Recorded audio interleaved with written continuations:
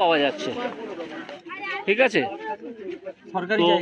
সরকারি জায়গায়। হ্যাঁ, এটা শোনা যাচ্ছে যে হর্টিকালচারাল ডিপার্টমেন্ট এই রাজ্যের, তারা পঞ্চায়েত সমিতিকে দিয়ে দিয়েছিল। পঞ্চায়েত সমিতি তারপর এখানে দোকানঘর করে এবং বিভিন্ন পরিবারকে একটা করে দেওয়ার কথা দোকানঘর, একটা পরিবারকে 8টা 10টা দিয়েছে। সেই পরিবারেরা দোকানঘরে গোডাউন চালাচ্ছে বা 10টা দোকানই চালাচ্ছে বা তারা অন্য লোককে ভাড়া দিয়ে দিচ্ছে। অথচ এখানকার লোকজন যারা অ্যাপ্লাই করেছিলেন তাদের নাম ওঠেইনি, আবার অনেককে কিছু জানানোই হয়নি, হঠাৎ করে গোপনে লটারি হয়ে গিয়েছে। এই নিয়ে একটা বিশাল অভিযোগ আসছে এবং প্রচুর টাকা হাত বদলের অভিযোগ আসছে। এটা আমরা খতিয়ে দেখব।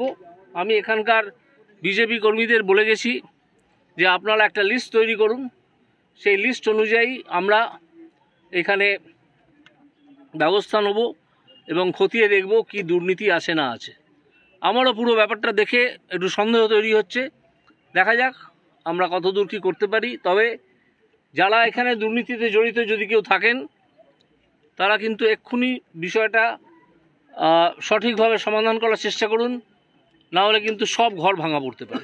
এটা কিন্তু দীর্ঘদিনের সমস্যা, সব দোকান ভাঙা পড়তে পারে, আমি বলছি তো, সব দোকান ভাঙা পড়তে পারে।